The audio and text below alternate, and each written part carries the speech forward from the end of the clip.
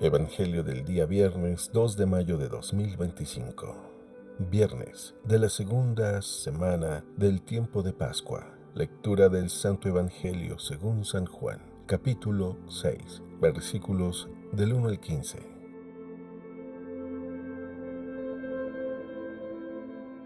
En aquel tiempo, Jesús se fue a la otra orilla del mar de Galilea o lago de Tiberíades. Lo seguía mucha gente porque habían visto los signos que hacía curando a los enfermos. Jesús subió al monte y se sentó allí con sus discípulos. Estaba cerca la Pascua, festividad de los judíos. Viendo Jesús que mucha gente lo seguía, le dijo a Felipe: ¿Cómo compraremos pan para que coman estos? Le hizo esta pregunta para ponerlo a prueba, pues él bien sabía lo que iba a hacer. Felipe le respondió: Ni 200 denarios de pan bastarían para que a cada uno le tocara un pedazo de pan. Otro de sus discípulos, Andrés, el hermano de Simón Pedro, le dijo: Aquí hay un muchacho que trae 5 panes de cebada y 2 pescados. ¿Pero qué es eso para tanta gente? Jesús le respondió: Díganle a la gente que se siente. En aquel lugar había mucha hierba. Todos pues se sentaron ahí, y tan solo los hombres eran unos 5,000. Enseguida tomó Jesús los panes y después de dar gracias a Dios, se los fue repartiendo a los que se habían sentado a comer. Igualmente les fue dando de los pescados todo lo que quisieron. Después de que todos se saciaron, dijo a sus discípulos: Recojan los pedazos sobrantes para que no se desperdicien. Los recogieron y con los pedazos que sobraron de los 5 panes, llenaron 12 canastos. Entonces la gente, al ver el signo que Jesús había hecho, decía: Este es en verdad el profeta que habría de venir al mundo. Pero Jesús, sabiendo que iban a llevárselo para proclamarlo rey, se retiró de nuevo a la montaña, él solo.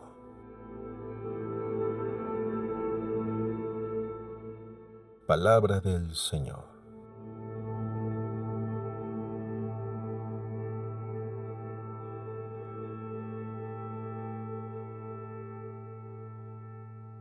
Bueno, el Evangelio del día de hoy, según San Juan, nos refiere la multiplicación de los panes y de los peces a partir de 5 panes de cebada y 2 peces que le proporcionan a Jesús a través de Andrés, el hermano de Simón Pedro, quien hace ver que hay un muchacho que puede darle de comer a la multitud.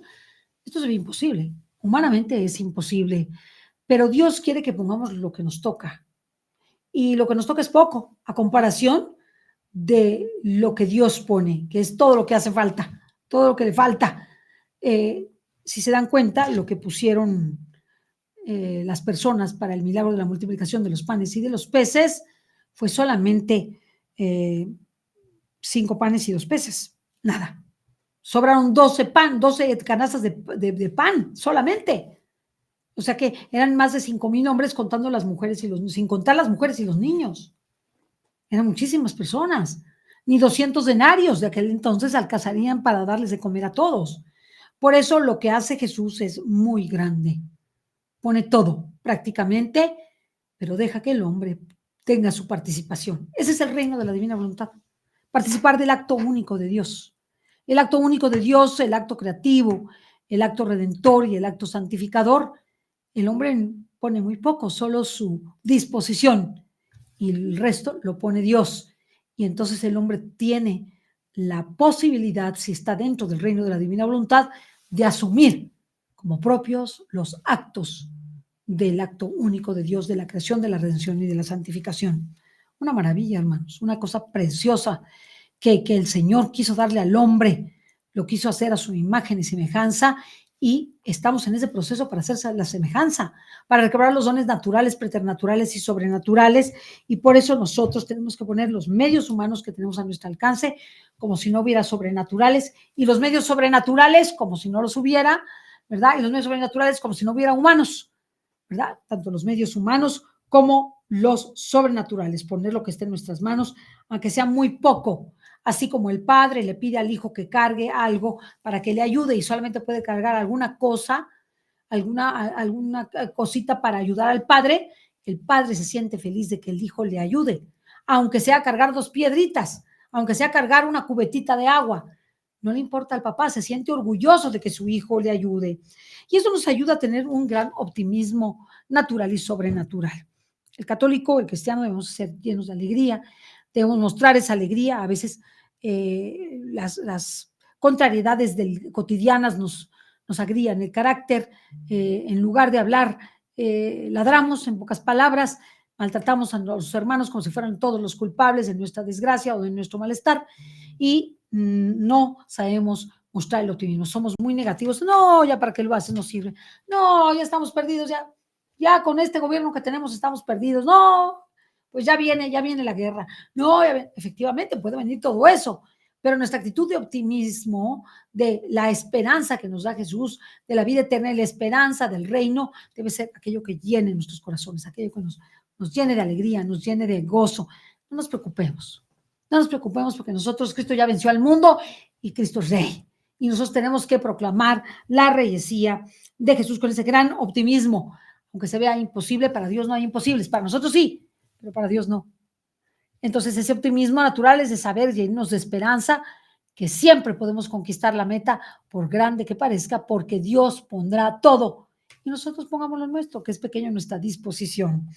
De la conjunción de los medios humanos y de los sobrenaturales dependen los frutos de un apostolado. Normalmente los frutos del apostolado, pues no los vemos. Dios no nos deja verlos, porque eso es lo que más conviene a nuestra humildad y más conviene a nuestro crecimiento espiritual y a la obra de Dios. Pero no nos preocupemos, los frutos dependen de Él. Los frutos y el apostolado dependen de aquello que nosotros seamos capaces de ofrecerle a Dios para transformar la vida de los demás. Somos instrumentos del Señor para hacer obras que superan nuestra propia capacidad. Vamos a todos los santos, todo lo que hicieron, los libros que escribieron, las órdenes que fundaron, los conventos que fundaron, las prédicas que hicieron, los conversos que obtuvieron. Una cosa grandiosa, que es imposible si se trata de humano. Pero cuando usamos los medios humanos y sobrenaturales de Dios, dependen los frutos, y además esos superan nuestra propia capacidad. Dios da efectos insospechados a aquellos actos que los hombres hacen conforme a su voluntad. Efectos insospechados.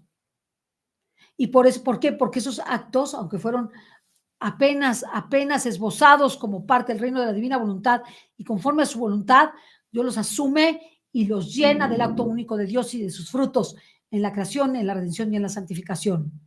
Por eso vemos obras que siguen hasta nuestros días. San Francisco de Asís del siglo XV sigue con nosotros. Santo Domingo de Guzmán sigue con nosotros. Santa Teresa de Ávila sigue con nosotros. ¿Por qué? Precisamente porque ella y ellos supieron poner los medios humanos y sobrenaturales y se supieron abandonar en Dios, para que Dios finalmente hiciera sus obras que superan la propia capacidad de aquellos que hicieron su voluntad.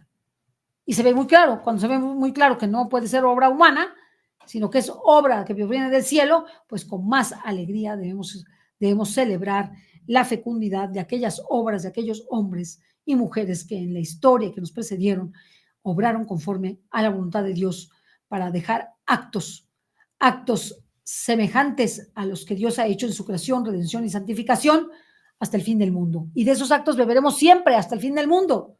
Y de aquellos que vivan la divina voluntad, beberemos, y prefiero estar entre ellos, ¿verdad? De aquellos que vivamos la divina voluntad, todos van a beber de esos actos y se nutrirán en su luz, en su capacidad, en su claridad, en su verdad, en su bondad, en su belleza, en su unidad, se nutrirán de ellos. Dios quiere que participemos de su perfección, y para ser perfectos necesitamos solo una cosa: estar dispuestos a vivir su voluntad y no la nuestra. Que Dios te bendiga.